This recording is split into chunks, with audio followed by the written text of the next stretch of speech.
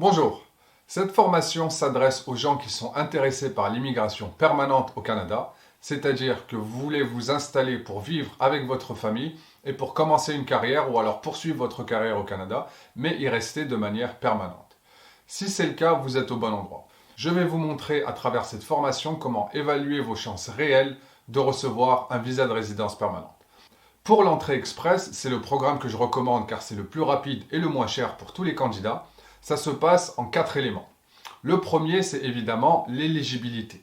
Donc il faut que vous soyez un travailleur qualifié éligible selon les standards gouvernementaux canadiens. On va voir ça dans la vidéo associée. Le second élément, c'est l'équivalent de votre diplôme au Canada. Donc avant d'aller et de payer 300 $ dans une évaluation, vous pouvez faire une évaluation préliminaire gratuite en utilisant l'outil d'un organisme officiel. On va faire ça ensemble dans une vidéo dédiée et au moins ça vous donnera un aperçu de ce que vaut votre diplôme au Canada si vous faites l'évaluation officielle et que vous payez les frais. Le troisième élément, c'est la preuve de fonds. Pour immigrer au Canada, vous devez satisfaire la preuve de fonds. On va voir en détail qu'est-ce que ça veut dire, combien d'argent il faut avoir sur votre compte en banque, quelles sont les preuves acceptées et pendant combien de temps il faut préparer cet argent. Après la preuve de fonds, le quatrième élément, c'est le score optimisé. Aujourd'hui, en fonction de votre âge, de votre niveau d'études, de votre expérience professionnelle, votre niveau de langue, de votre situation familiale, etc., vous avez un certain score qui vous est attribué dans la grille d'Immigration Canada. Ce score-là, c'est ce qu'on appelle le score actuel. Maintenant, il faut faire une évaluation de votre potentiel d'amélioration pour voir au meilleur des cas combien vous pouvez aller chercher. Quel sera votre score optimisé maximum?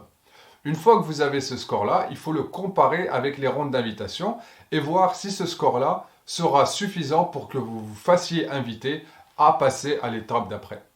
Si votre score optimisé n'est pas assez élevé, ça ne sert à rien de continuer car vous allez être dans la liste d'attente toute votre vie et vous n'allez pas vous faire inviter. Donc, pour résumer, les 4 éléments à avoir, c'est l'éligibilité en tant que travailleur qualifié, avoir un diplôme étranger qui soit reconnu au Canada pour que vous ayez le nombre de points que vous méritez.